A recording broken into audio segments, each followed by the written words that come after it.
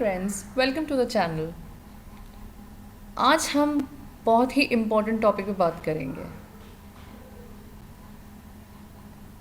Assessments अब जितने भी होंगे, इनकम टैक्स की जो असेसमेंट प्रोसीडिंग्स होंगी, असेसमेंट्स होंगे, असेसमेंट ऑर्डर्स पास होंगे, ये सारे के सारे असेसमेंट्स फेसलेस होंगे एंड जो ऑर्डर्स पास होंगे वो NEAC, that means national e assessment centre pass करेगा। And this is applicable from today, that means 13th August 2020। जैसे कि आप देख रहे हैं स्क्रीन पर, इनकम टैक्स डिपार्टमेंट का जो हमारा एक सर्कुलर आ चुका है इसी के रिगार्ड्स में। ये सर्कुलर बहुत क्लियरली कह रहा है कि फ्रॉम टुडे जितने भी as a part of e governance initiative, if you see as a part of e governance initiative, income tax department ज़्यादा ट्रांसपेरेंसी लाने के लिए फेसलेस असेसमेंट स्कीम 2019 के अकॉर्डिंग आज की डेट से जितने भी नए असेसमेंट्स होंगे वो सारे के सारे ऑर्डर्स, सारे के सारे असेसमेंट्स, सारी की सारी स्क्रूटनी जो होगी वो फेसलेस होगी। Now let us come to a very basic point. ये फेसलेस क्यों? आज ये इनॉग्रेशन, इस स्कीम का इनॉग्रेशन ऑनरेबल प्राइम मिनिस्टर माननीय नरेंद्र मोदी जी के हाथों से हुआ है। एंड इसका जो बेसिक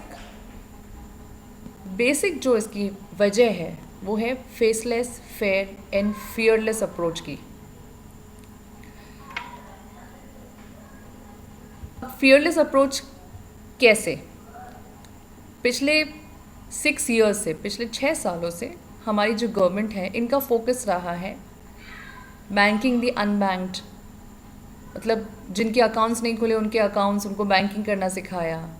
जिनके पास कोई सिक्योरिटी नहीं थी उन्हें सिक्योरिटी देने का गवर्नमेंट का एम्फेसिस रहा। फंड्स प्रोवाइड करना गवर्नमेंट का एम्फेसिस रहा। Now the government focus is shifted to transparent taxation. Transparent taxation के लिए पहले से ही efforts government and taxation department, CBDT, central board of direct taxes, ये हमेशा से ही एफर्ट्स डालते आए हैं सो दैट हमें एक ट्रांसपेरेंट टैक्सेशन रेजिम मिल सके। इलेक्ट्रॉनिफिकेशन जो है वो भी इनके एरा में काफ़ी तेज़ी से हुआ है। तो अभी अगर हम देखेंगे आज का जो लॉन्च है that is extremely towards E mode. सारा का सारा असेसमेंट जो होगा वो अब बिल्कुल ट्रांसपेरेंट होगा। सो इसका जो बेसिक फंडा है transparent taxation, honouring the honest, honouring the honest इसका बेसिक है, जिसके इसी डायरेक्शन में अब हम मूव होंगे। तो गवर्नमेंट का जो फोकस इसी वजह से है, जो टैक्स पेयर्स हैं उनको सीमलेस, मतलब आर पार without any problem, painless, faceless, उसे डिपार्टमेंट भी ना जाना पड़े, ऐसे काम होना चाहिए। एसएससी को बिल्कुल ना पता चले कि उसे कौन से असेसिंग ऑफिसर को फेस करना है, उसे कभी डिपार्टमेंट जाना ना पड़े। तो जो बेसिक फोकस है वो टैक्स पेयर को, जो कि एक ऑनेस्ट टैक्स पेयर है, उसके लिए ये पूरा प्रोसेस जो है बनाया गया है। मोदी सर की स्पीच में अगर आप देखेंगे तो उन्होंने बहुत क्लियर वर्ड्स में कहा है कि हमें ये जो process and power centric approach होता है, अननेसेसरी प्रोसेस, लंबा प्रोसेस और पावर सेंट्रिक अप्रोच है, इसको हमें ख़त्म करके people centric and public friendly बनाना है। ये हमारी गवर्नमेंट का न्यू गवर्नेंस मॉडल है and it's a very welcome approach. Modi sir की स्पीच में आप ये भी देख सकते हैं कि उन्होंने बहुत क्लियरली कहा है कि आपको शॉर्टकट्स नहीं लेने हैं। रादर हम भी अपने पहले वाले वीडियोस में भी ये कहते आए हैं, जब से गवर्नमेंट आई है तब से we are also everywhere emphasising that no shortcuts, no irrational tax planning. तो टैक्स इवेजन वाली जो प्लानिंग है वो आपको अब बिल्कुल ख़त्म करनी होगी। आपको एक रिस्पॉन्सिबल सिटीज़न बनना होगा। रिस्पॉन्सिबल सिटीज़न की ड्यूटीज़ जब आप ड्यूटीज़ एंड रिस्पॉन्सिबिलिटीज़ दोनों ही साथ चलती हैं. अगर आपके पास राइट्स हैं तो उसके साथ ड्यूटीज़ भी हैं, रिस्पॉन्सिबिलिटीज़ भी हैं. So let us move ahead. What is now transparent taxation? ये पूरी स्कीम क्या है? Transparent taxation, honouring the honest platform, ये क्या है? इसमें 3 इम्पॉर्टेंट पॉइंट्स हैं, 3 कॉम्पोनेंट्स हैं. एक तो faceless appeal, faceless assessment and rights, the rights charter for the tax payer. हम फेसलेस अपील वाले सिस्टम पे आते हैं. फेसलेस अपील जो है, अपील से ऑफकोर्स ऑनलाइन फाइल होना शुरू हो गई थी. नाउ इट्स अ कंपल्शन कि आपको अपील जो है ऑनलाइन ही फाइल करनी है. फेसलेस असेसमेंट वाला जो प्रोसेस था वो कुछ असेसीज के लिए एप्लीकेबल किया था. Now it is applicable all the assessees. अब जो भी असेसमेंट होगा वो सारा का सारा फेसलेस होगा. And the rights charter, this is something very important. ये अगर आप सारे देशों का अभी का करंट सिनेरियो देखोगे तो इट्स नॉट दैट कि हर देश में ये राइट्स चार्टर है टैक्स पेयर के लिए.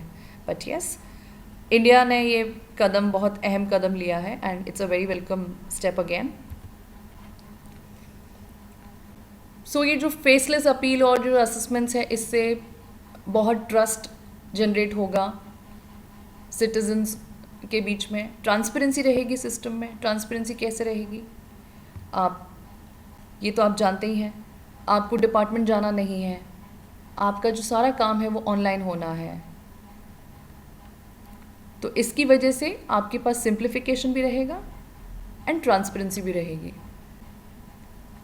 तो जो फेसलेस अपील फैसिलिटी है, ये सारे सिटीजन्स को सितंबर 25 जो कि डॉक्टर दीन दयाल उपाध्याय जी की बर्थ एनिवर्सरी है, ये तब से आपको एप्लीकेबल होगी. अब हम फेसलेस अपील के बारे में मैं आपको थोड़ा डिटेल में बताती हूँ. What do you mean by faceless appeal? Faceless appeal में रैंडम एलोकेशन ऑफ केसेस होगा. दैट मीन्स आप जब भी अपना रिटर्न अपलोड करोगे, रिटर्न अपलोड होने के बाद आपका जो रिटर्न है, ये जो प्रोसेस होगा, प्रोसेस होने के बाद आपको नोटिस आएगा, वो डिपार्टमेंट से ऑनलाइन आएगा, इलेक्ट्रॉनिक मोड में आएगा एंड रैंडमली अलोकेशन होगा.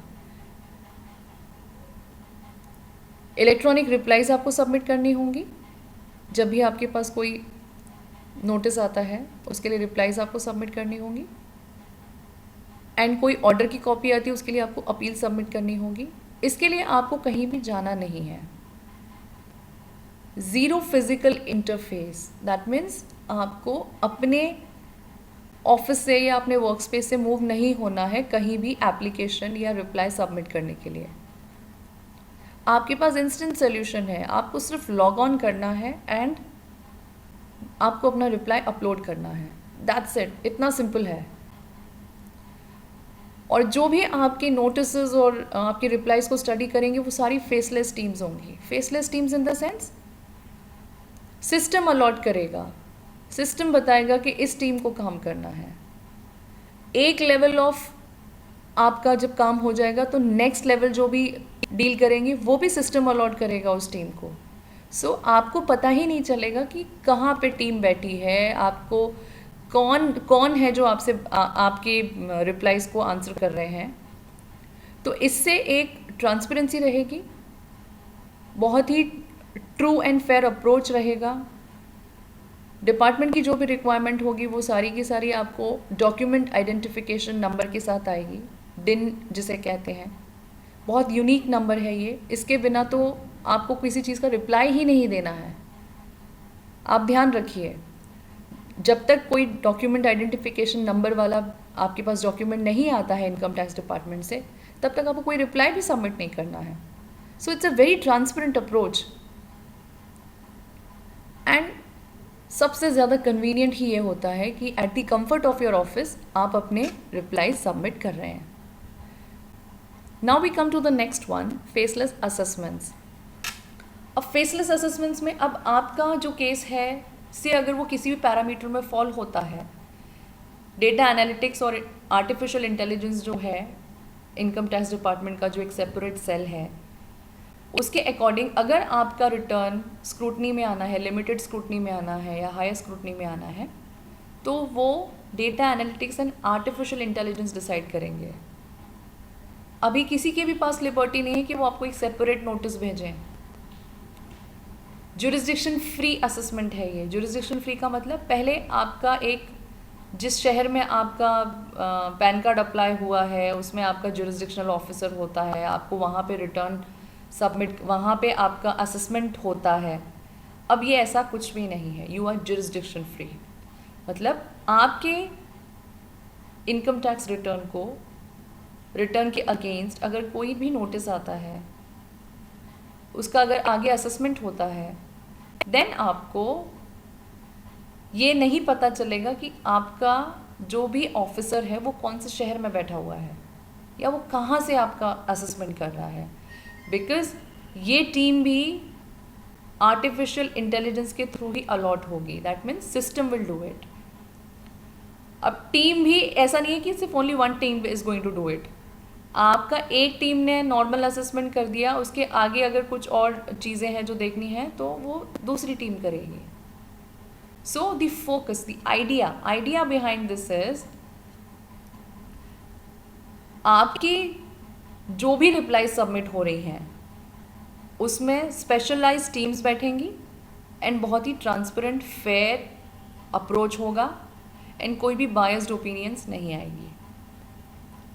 So minimum government interference and maximum governance, ये हमारी इस फेसलेस स्कीम का बेसिक फंडामेंटल है। येस ऑफ कोर्स एक्सेप्शंस भी हैं इसमें, जैसे faceless assessments and faceless appeal में एक्सेप्शंस ये हैं, जैसे सीरियस फ्रॉड्स है, मेजर टैक्स इवेजन्स हैं, इसमें आप फेसलेस स्कीम में नहीं आओगे। ये this is an exception. International taxation जो है वो वाले केसेस भी हम फेसलेस वाले में नहीं आएंगे। And black money act and बेनामी प्रॉपर्टी, ऑफ कोर्स इसे आउट ऑफ परव्यू रखा हुआ है। So these are the exception specifically provided.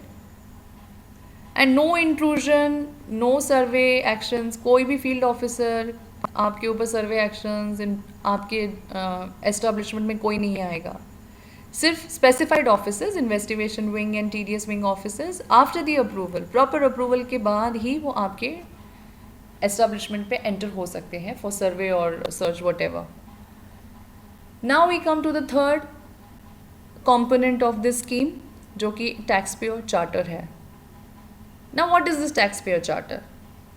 So we being the citizen of India, we are so lucky, क्योंकि सिटीजन चार्टर बहुत सारे देशों में नहीं है, बहुत ही कम देशों में है, एंड उसमें से वी आर हियर। तो इसमें 14 कमिटमेंट्स होते हैं टैक्स ऑफिशियल्स के, जो उन्हें पूरे करने होंगे। अभी तक डिपार्टमेंट में बहुत ज़्यादा बाइंडिंग फैक्टर्स नहीं थे, येस, बट ये चार्टर आने के बाद डिपार्टमेंट भी टाइम बाउंड काम करने के लिए बिल्कुल बाउंडेड रहेगा। एंड ऑफ कोर्स जब डिपार्टमेंट बाउंडेड है तो कुछ ऑब्लिगेशंस टैक्स पेयर्स के भी हैं। So here there are 2 components of tax payer charter. तो आप जैसे कि देख रहे हैं स्क्रीन पर, commitments include fair, courteous and reasonable treatment, treating the taxpayer as honest, mechanism for appeal and review, providing complete and accurate information, timely decisions, collecting the correct amount of tax, respecting the privacy of taxpayers, maintaining confidentiality. Of course इसमें सबसे ज़्यादा confidentiality maintain रहेगी because it's faceless, holding its authorities accountable. Wrong assessments नहीं हो सकते because there are various different teams working on your assessment. Enabling representatives of choice, provide a mechanism to lodge complaints. अब पहले complaint launch करने के लिए परेशानी होती थी, कहाँ जाएं, कौन से ऑफिसर के पास जाएं, कौन इसे एंटरटेन करेगा, but now it is going to be faceless, everything at the click of a mouse, providing a fair and just system, setting out service standards and reducing cost of compliance. Yes, service standards and reducing cost of compliance ये बहुत important factor है, because कहाँ जाएं, कौन से department जाएं, कितने चक्कर लगाएं, फॉलो अप कैसे लें, इन सब की वजह से इतना कंबर्जिव होता है किसी भी असेसमेंट प्रोसीडिंग्स को उसके फाइनल लेवल तक ले जाना। तो ये जो टैक्स पेयर चार्टर जो आया है, इसकी वजह से डिपार्टमेंट अब बाउंडेड रहेगा, उनके पास राइट्स तो हैं ही, बट ऑफ कोर्स अब उनके पास ड्यूटीज़ भी हैं। जो टाइम बाउंड वाला जो फैक्टर है इसमें, ये बहुत इम्पॉर्टेंट है। अब हमें पता है we are not going anywhere, हमें अपने कंफर्ट जोन से काम करना है। वट एवर रिक्वायरमेंट जो डिपार्टमेंट हमसे चाहता है, डॉक्यूमेंट्स चाहता है, रिप्लाईज चाहता है, या वो कोई प्रूफ्स चाहते हैं, देन वो आपको सिर्फ अपलोड करने हैं। You don't have to go anywhere. आपको अपने रिप्लाईज प्रॉपर ड्राफ्टिंग के साथ सबमिट करना है। यस, आपको ड्राफ्टिंग अच्छी रखनी होगी सो दैट आप जो कहना चाह रहे हैं that is well reflected in your replies. So here drafting is going to play a very important role. तो अब हमने पहले वाली स्लाइड में तो ये देख लिया कि कमिटमेंट्स क्या होंगे टैक्स ऑफिसर्स के। Now we come to the obligation parts. Obligation of course is important. अगर हम आज का लॉन्च सेशन देखेंगे तो ऑनरेबल प्राइम मिनिस्टर जी ने कहा है कि we have a population of 130 crores but only 1.5 crore people are effectively paying tax. That means 130 crore की जनसंख्या में सिर्फ 1.5 करोड़ लोग टैक्स पे कर रहे हैं। सो दिस इज़ समथिंग हमें एक रिस्पॉन्सिबल सिटीजन होने के नाते सोचना होगा। Citizens need to introspect and come forward to pay taxes. हमें एक आत्मनिर्भर भारत बनाना है, तो हमें अपनी प्रॉपर इनकम शो करनी है एंड प्रॉपर टैक्सेस देने हैं so that we can expect the best from the government also. राजस्व कर का भुगतान तो हमें करना होगा। सो आपस में डिस्कस करके हमें इसे इम्प्रूव करना है ताकि हम अपने देश को सेल्फ रिलायंस बना सकें, आत्मनिर्भर भारत बना सकें। मैंने आपको जैसे कि बताया है, India will be one amongst few countries giving rights and dignity to the tax payers. Yes, हम बहुत ही सही डायरेक्शन में मूव हो रहे हैं। तो जैसे कि अब हम देखें, ये जो फेसलेस असेसमेंट स्कीम है, ये basically fair and fearless approach citizens को देने के लिए आई है। एंड इसके साथ साथ एडवांटेजेस बहुत है। You have so much of cost cutting, you have so much of transparency. आपको जो रिप्लाईज, इसमें सबसे इम्पॉर्टेंट पॉइंट ये है कि आप जो भी रिप्लाईज सबमिट करेंगे, जो भी आप ड्राफ्टिंग करेंगे नोटिस के अगेंस्ट पे, जो आपको नोटिस आएंगे प्रॉपर डिन नंबर के साथ, आपको उसके अगेंस्ट जो रिप्लाईज सबमिट करने हैं वो बहुत ही प्रॉपर होनी चाहिए सो दैट वो आगे आपको कोई भी रूम ना दे कि वो आपसे क्रॉस क्वेश्चनिंग ऐसे करें जिसकी वजह से आपके जो आंसर सेशंस हैं वो ज़्यादा हो जाए। So you have to be very careful in drafting, to the point drafting कीजिए, रिप्लाई सबमिट कीजिए। एंड इस वीडियो में आपको अगर कोई भी क्वेरी है या आपको ड्राफ्टिंग से रिलेटेड कोई क्वेरी है, आपके पास कोई नोटिस आया हुआ है जिसका आपको रिप्लाई देना है, अपील फाइल करनी है, अपील फाइल करने का हमने एक वीडियो भी बनाया हुआ है जिसका लिंक आपको डिस्क्रिप्शन बॉक्स में मिल जाएगा। अपील कैसे फाइल करनी है वो भी आप वहाँ से देख सकते हैं। अगर आपको कोई क्वेरी है तो आप हमें प्लीज़ लिखिएगा। Will make sure that we answer to all your queries. Thank you for watching the video. अंत तक बने रहने के लिए आपका बहुत बहुत धन्यवाद। आपका एक thumbs up, share with your friends and family, and please इसे सब्सक्राइब कीजिए। This is always a motivating factor. Subscribe करने से हमारे जो भी आगे टेक्निकल वीडियोस होंगे वो आपके पास सबसे पहले पहुंचेंगे। एंड सिंस दिस टैक्सेशन एक ऐसी चीज़ है जो हर किसी इंसान को हिट करती है कहीं ना कहीं, कभी ना कभी। सो आप अगर इसको शेयर एंड सब्सक्राइब करेंगे देन आपके फ्रेंड्स एंड फैमिली मेम्बर्स को भी इसका बेनिफिट मिलेगा। So thank you so much for watching. Thank you.